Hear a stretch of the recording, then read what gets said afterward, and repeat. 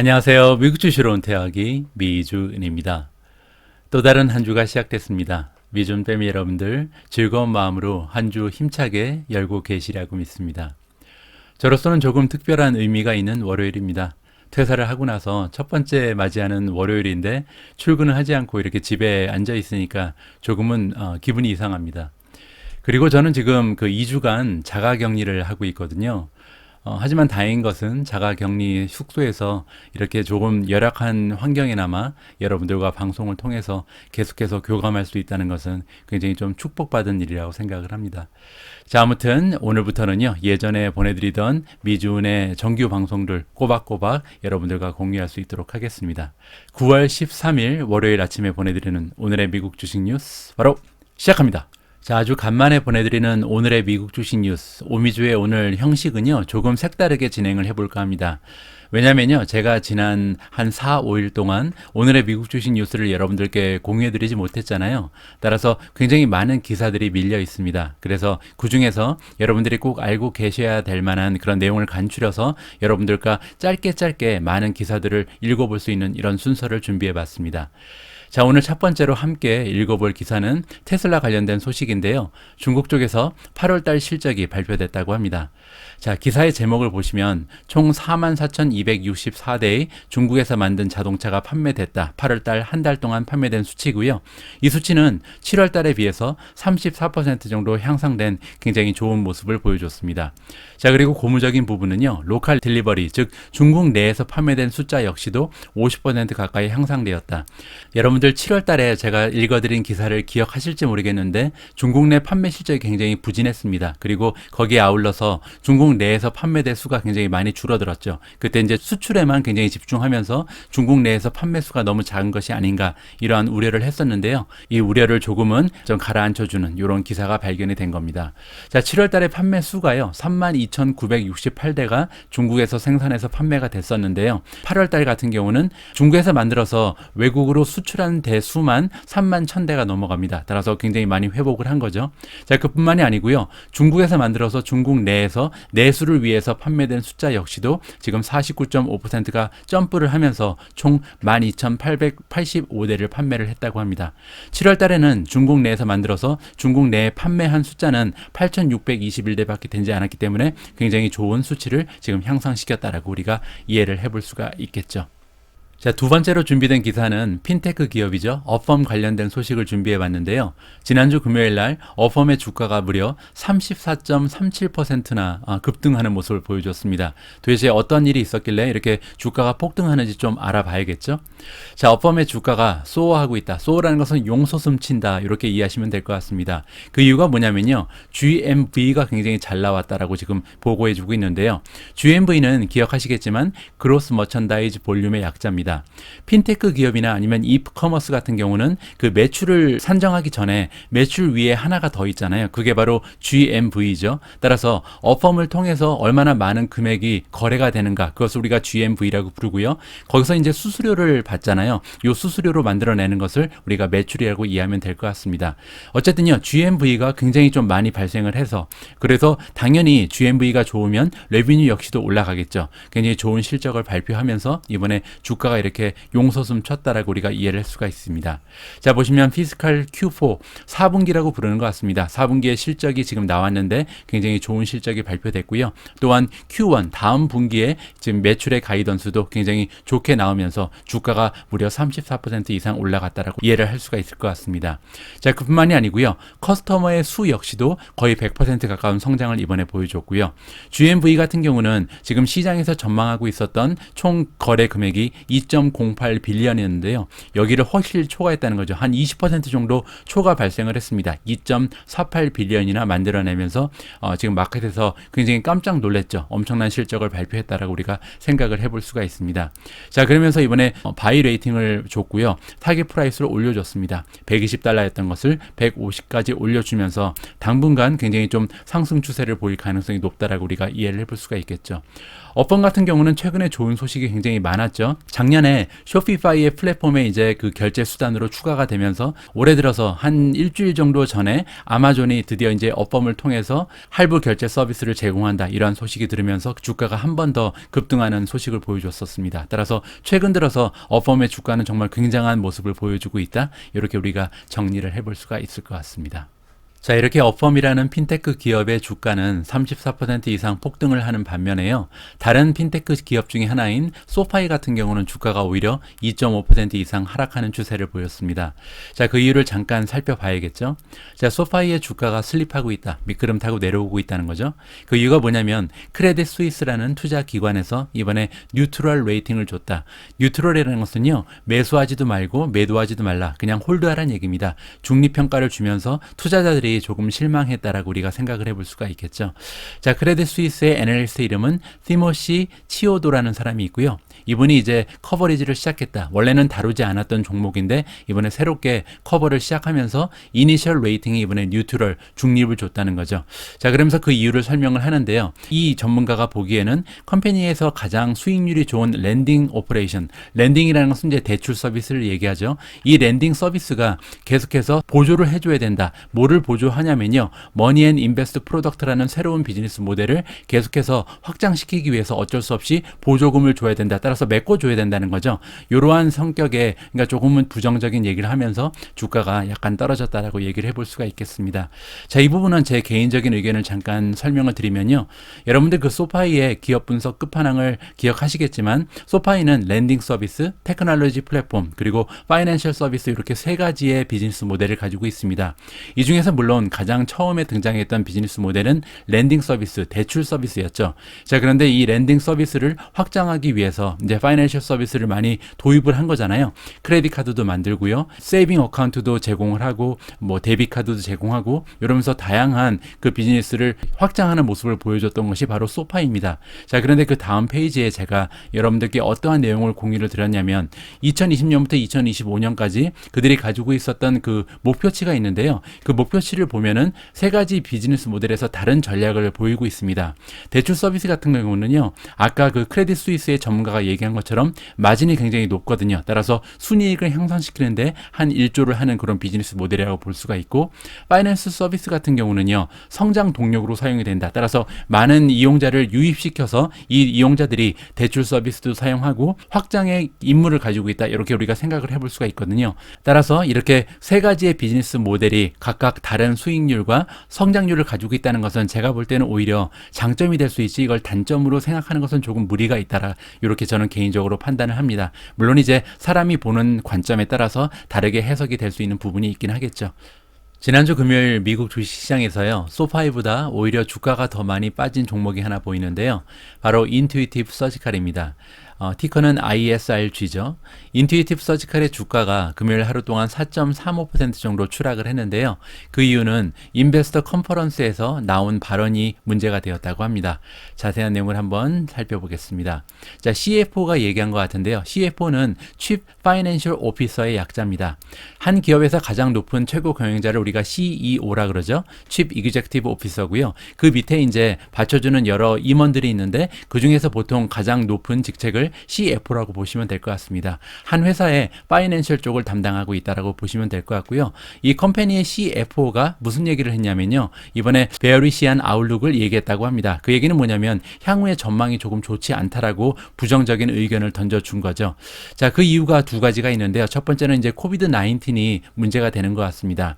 아무래도 인투이티브 서지칼 같은 경우는 고가의 장비를 판매하는 그런 기업이잖아요. 따라서 이런 고가 장비는 경기가 좋을 때라든지 아니면 전망이 좋을 때 많이 구입을 하게 됩니다. 그런데 지금 많은 호스피탈, 병원들에서 사실 거액의 금액을 투자하기에는 조금 불투명한 이러한 상황에 놓여 있잖아요. 그래서 병원들이 아무래도 대규모의 작업을 투여할 수 있는 이러한 카펙스 투자를 하기에는 조금 시기가 좋지 않다. 따라서 2020년에도 사실 인투이티브 서지칼 같은 경우는 좋은 모습을 보이기에는 어려운 상황이었는데 최근에 델타 바이러스가 다시 확장되는 모습을 보이면서 조금 주춤할 수밖에 없는 이런 상황에 놓여져 있다. 이렇게 우리가 이해를 해볼 수가 수가 있는 거고요.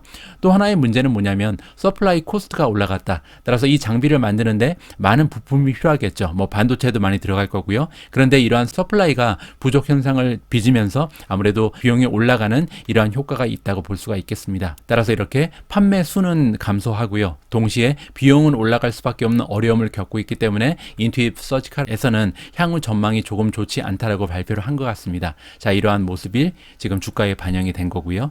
자, 이번 기사는 페이스북에 관련된 소식인데요. 페이스북이 사회적 이미지를 향상시키기 위해서 어떠한 노력을 하고 있는지 엿볼 수 있는 기사가 발견이 됐습니다.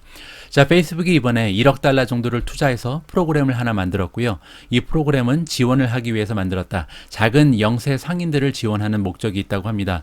그 여성이라든지 아니면은 마이너리티는 이제 그 소수 민족을 얘기하거든요. 여성이나 소수 민족들이 운영하고 있는 영세 상인들을 지원할 목적을 가지고 있고요. 프로그램이 진행되는 방식은요, 아웃스탠딩 인보이스를 사들인다고 합니다. 아웃스탠딩 인보이스는 뭐냐면요, 이미 판매는 됐는데 돈을 받지 못하고 있는 이런 펜딩되고 있는 인보이스를 얘기하거든요. 자, 이 의미가 뭐냐면 영세 상인 같은 경우는 현금 흐름이 굉장히 중요하거든요. 그런데 이렇게 판매는 됐는데 돈을 받지 못하고 있는 금액이 굉장히 많이 있다면요, 자칫하면 현금 흐름이 나빠져서 부도가 날 가능성도 있잖아요. 이러한 어려움을 겪고 있는 영세 상인들을 도와준다라고 보시면 될 것 같고, 이번에 이제 1억 달러 정도를 가지고 총 3만 곳 정도의 영세 상인들을 도와줄 수 있다라고 지금 나와 있습니다. 뭐 지속적으로 기업의 이미지를 향상시키기 위한 모습은 굉장히 바람직한 것이라고 우리가 생각을 해볼 수가 있겠죠. 자, 다음 소식은 C 리미티드 관련된 기사를 준비했는데요. 아마도 제가 지난주 목요일 날에는 보내드렸어야 되는 기사를 제 개인적인 사정으로 조금 늦게 전해드리게 됐습니다. 자, 보시는 것처럼 C 리미티드의 주가는 350 이상으로 올라가 있었다가요, 지금 뭐 수요일 정도까지도 344에서 345를 왔다 갔다 하고 있습니다. 자, 그러다가 9월 9일 날이요, 보시면 320대까지 갑자기 떨어져 버리거든요. 그 이유를 잠깐 살펴봐야 될 것 같은데요. 이번에 자금을 조성했다라고 나와 있습니다. 전체 조성된 자금의 규모는 6.3 빌리언이 이번에 만들어졌고요. 이렇게 엄청난 금액을 만들어내기 위해서 유상증자도 실시를 하고요. 또 그뿐만이 아니라 채권도 발행했다라고 나와 있습니다. 두 소식 모두 사실 투자자 입장에서는 좋은 게 아니죠. 유상증자를 하게 되면 희석 효과가 나타나잖아요. 내가 가지고 있는 한 주의 가치가 떨어지게 되는 것을 우리가 희석 효과라고 얘기할 수가 있고요. 또 하나, 그 노츠가 발행된다는 것은 채권을 발행했다는 얘기는 아무래도 부채가 늘어나는 거기 때문에 두 가지 다 지금 투자자 입장에서는 좋지 않은 소식이라고 생각을 할 수가 있습니다. 자, 이번에 추가로 발행된 주식의 개수를 보니까 11 밀리언, 1100만 주 정도를 새롭게 발행을 했다라고 나오거든요. 자, 그래서 제가 총 발행된 주식의 개수를 살펴봤더니 537.9 밀리언 정도를 가지고 있는 기업이 바로 C 리미티드입니다. 그 얘기는요, 지금 전체 주식 개수에 비해서 한 2% 정도 추가로 발행을 했다. 따라서 희석 효과 역시도 한 2% 정도로 생각을 하면 될 것 같습니다. 자, 그리고 이제 채권을 발행해서 추가로 만들어낸 자금의 규모는 2.5 빌리언 정도로 보시면 될 것 같고요. 아무튼 이렇게 두 가지의 좋지 않은 부정적인 뉴스가 전해지면서 C의 주가가 갑자기 떨어지는 모습을 보였다가요, 금요일날 시장에서는요, 오히려 0.9% 정도 반등하는 모습을 보여줬다. 이렇게 정리가 가능합니다. 자, 이번에는 인수합병권 하나를 전해드릴까 하는데요. 주인공의 이름은 캐터필러입니다. 캐터필러라는 기업이 이번에 인수를 했다. 인수된 기업의 이름은 인핸스드 에너지 그룹입니다. 인핸스드 에너지 그룹은요, 미국에 있는 기업이라고 알려져 있고요. 카본 캡처 테크놀로지를 가지고 있다고 합니다. 카본 캡처 테크놀로지는 탄소 배출이 되기 전에 캡처를 해서 담아놓고 나서 정화를 시켜서 내보낸다, 이러한 기술이라고 생각하시면 될 것 같고요. 자, 그렇게 되면 캐터필러라는 기업은 자율주행을 이용해서 이게 중장비 같은 거를 만드는 기업이잖아요. 그런데 이제는 자율주행뿐만이 아니라 환경 친화적인 그런 모습을 보이게 되는 거죠. 따라서 굉장히 앞서간다라고 우리가 생각을 해볼 수가 있겠습니다. 캐터필러에 투자하고 계신 분들께는 조금 반가운 소식이 아닐까 생각을 해볼 수가 있고요. 자, 다음 기사는 중국 전기차 기업이죠. 니오 관련된 소식을 준비해 왔습니다. 자, 니오의 주가가요, 금요일날 1.2% 정도 떨어지는 모습을 보여줬는데, 한 가지 작지만 악재가 발생했다라고 우리가 볼 수가 있겠죠. 자, 니오의 주가가 떨어지고 있다. 그 이유는 뭐냐면 홍콩 IPO가 지금 연기되고 있다라는 소식이 전해졌습니다.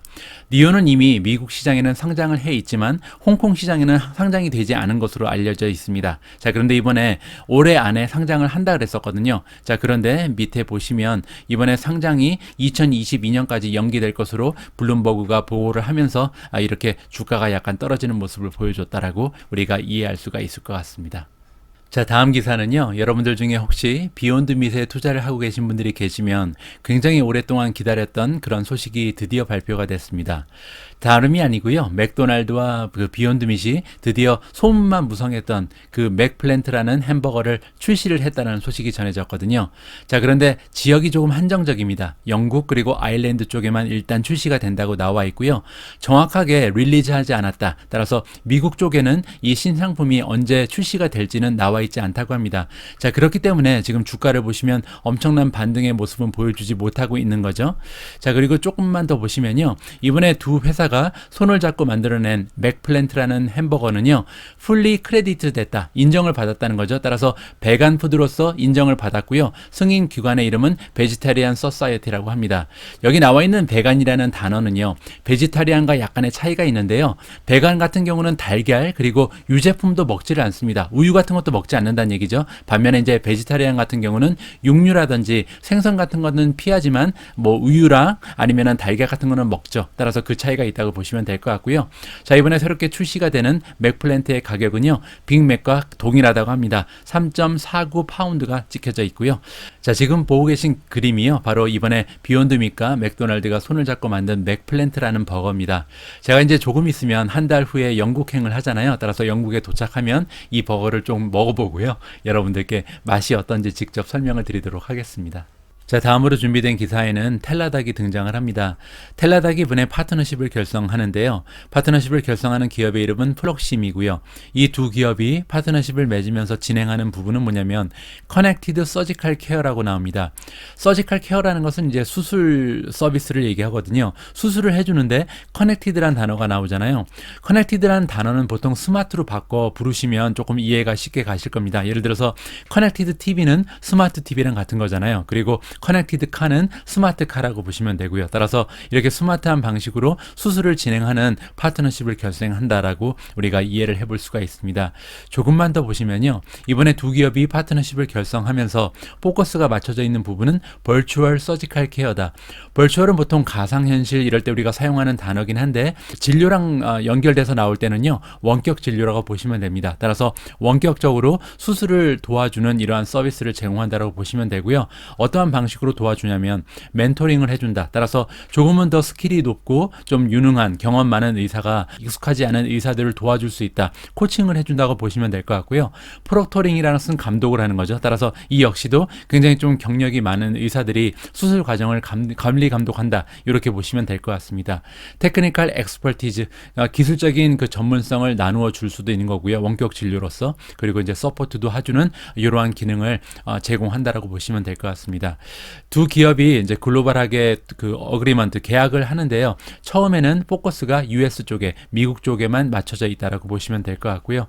자, 이렇게 되면서 텔라닥을 이용하는 그 고객들이 최신의 기술을 가지고 있는 버추얼 오퍼레이팅 룸 솔루션을 이용할 수 있게 됐다. 아까 말씀드린 것처럼 원격 진료를 이용해서 오퍼레이팅이라는 데서 이것 마찬가지로 수술로 보시면 되거든요. 따라서 이제 텔라닥 서비스가 조금 더 광범위해졌다. 이제 수술까지도 지원이 가능하다. 이렇게 우리가 이해를 해볼 수가 있는 거겠죠. 자, 지금 화면에 띄어져 있는 기사에 따르면요. 조 바이든 대통령이 지난주 금요일날 굉장히 좀 강력한 코비드 대책을 내놓은 것으로 나옵니다. 그가 취임한 이후에 가장 좀 어그레시브한 공격적인 그러한 정책을 발표했다고 하는데요.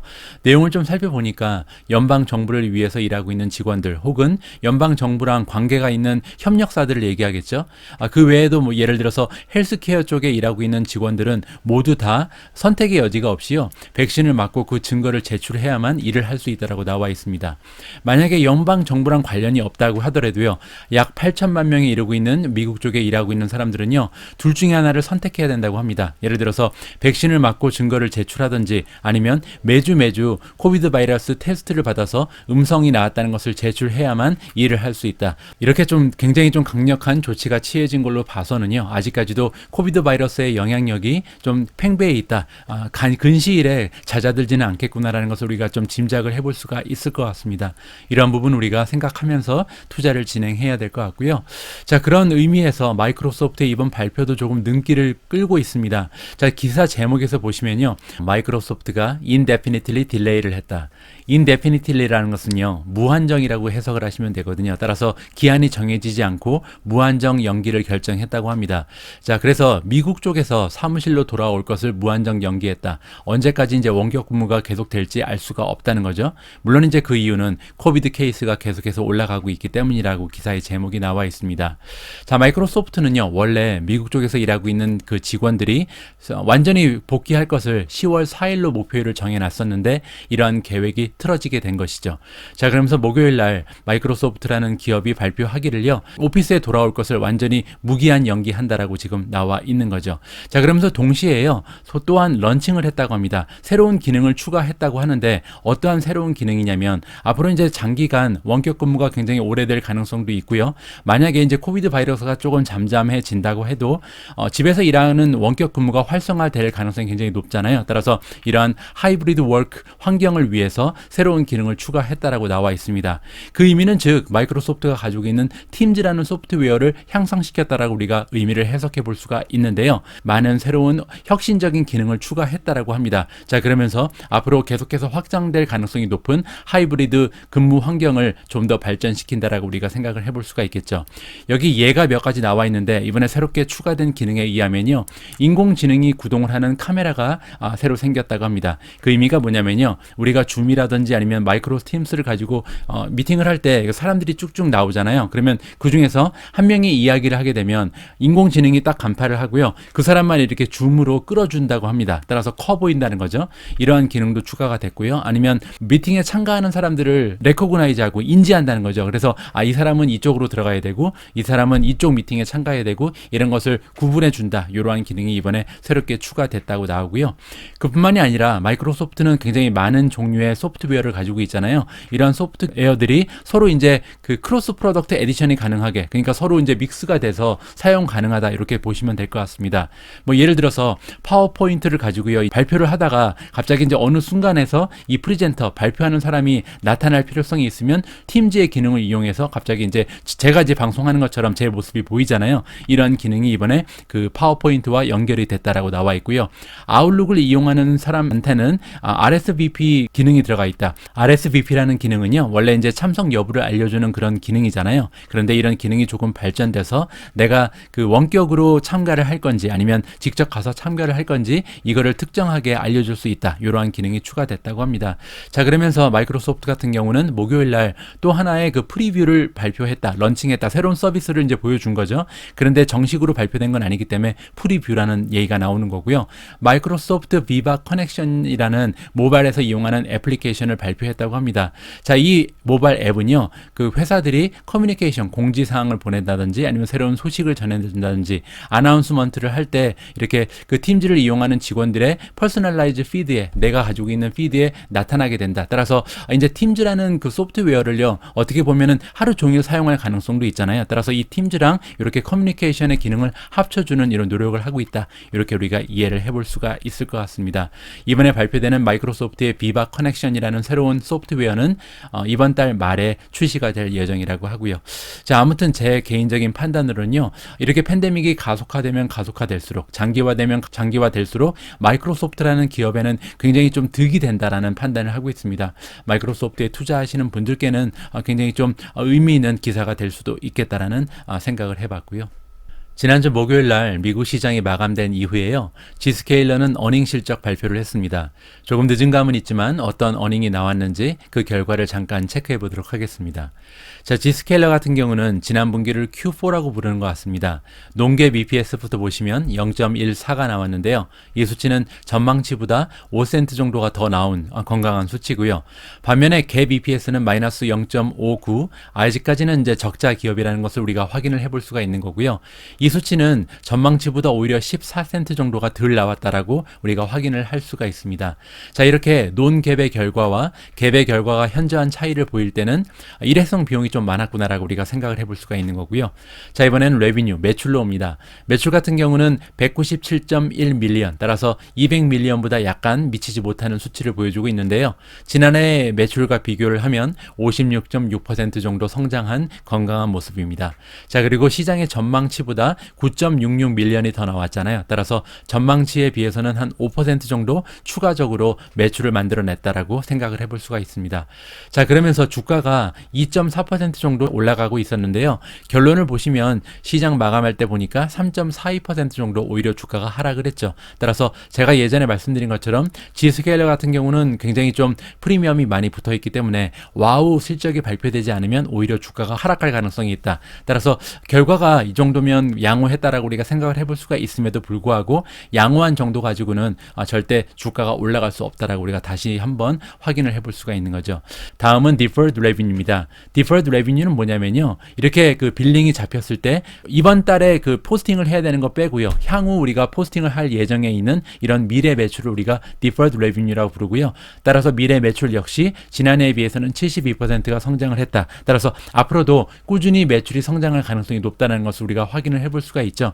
현재 미래 매출로 잡혀 있는 금액은 630.6 밀리언 정도가 잡혀 있다고 나와 있습니다. 따라서 지난 분기에 197이었는데 이 금액에 비해서도 3배 이상이나 되는 금액이 미래 매출로 이미 확보가 돼 있다라고 우리가 이해를 해볼 수가 있는 거죠. 자, 이번에 읽어볼 기사는요, 애플 관련된 소식입니다. 사실 지난주 금요일 날 나온 모든 뉴스 중에서 이 기사가 가장 중요한 소식이 아니었나 싶습니다.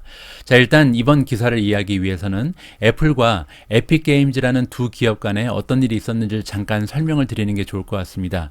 자, 여기 보시는 것처럼 2020년 8월 달에, 작년 8월이죠.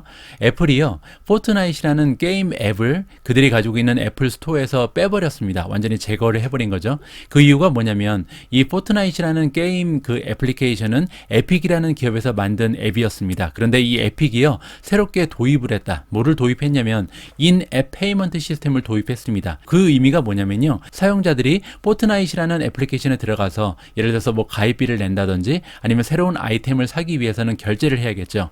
이 결제 시스템을 원래는 이제 애플 스토어에서 가지고 있었던 그 결제 시스템을 이용을 했었는데 그 시스템을 이용하지 않고요, 에픽에서 만든 자체 결제 시스템을 이용해서도 결제가 가능하게끔 만들었다는 거죠. 따라서 여기에서 애플이 굉장히 커다란 분노를 느꼈고 그래서 포트나잇을 쫓아냈다라고 볼 수가 있습니다. 자, 이렇게 애플 쪽에서 강력한 대처를 한 이유는 뭐냐면 애플 스토어를 통해서 결제를 하게 되면요, 30% 정도의 커미션을 애플이 가져가게끔 돼 있거든요. 그런데 이 커미션을 내지 않고도 결제가 가능한 그런 기능을 추가하면서 애플이 이러한 조치를 취하게 된 것이죠.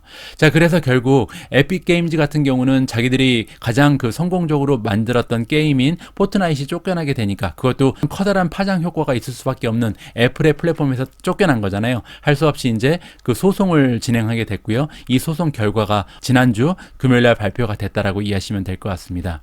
자, 에픽 게임즈가 스코어드 빅토리, 승리를 가져갔다. 애플을 상대로 승리를 거뒀다는 거죠. 지난주 금요일날 드디어 이제 판사의 판결이 발표가 됐습니다.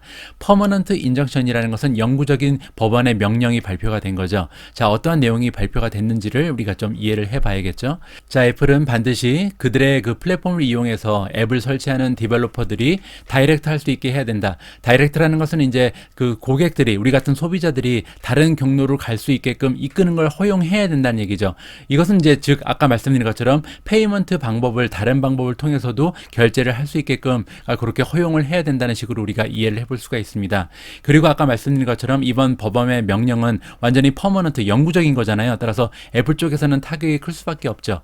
왜냐하면 이러한 명령에 따르면 이제 페이먼트를 비롯해서 다른 링크들을 거기에 설치해서요, 우리 같은 사용자들이 다른 링크를 타고 애플의 생태계 밖으로 나가서 돈을 낸다든지 결제를 한다든지 새로운 물품을 산다든지 이러한 것이 가능해진다라고 우리가 이해를 해볼 수가 있습니다. 자, 그래서 애플 쪽에서는요, 어필을 할 거라고 발표를 했습니다. 그 얘기는 뭐냐면 이제 항소를 한다는 거죠. 이번 결과를 받아들일 수 없다, 우리는 항소를 할 것이다라고 이미 발표를 한 것 같고요. 자, 그리고 만약에 항소를 했음에도 만약에 결과가 좋지 않게 나오게 된다면 애플 쪽에서는 상당 부분 그 매출 쪽에 희생이 따를 수밖에 없다, 엄청난 타격을 받을 수 있다는 우리가 우려를 해봐야겠죠.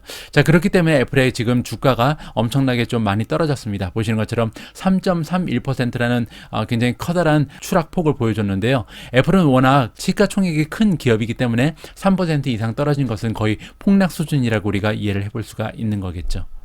자, 오늘 방송도요, 마지막까지 꾸역꾸역 오기는 했습니다.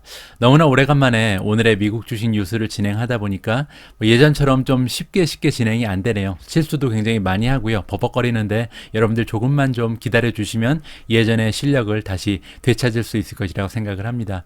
자, 보시는데 많이 불편하지 않으셨으면 하고요. 자, 오늘 오미준님과 준비한 영상을 소개해 드리겠습니다.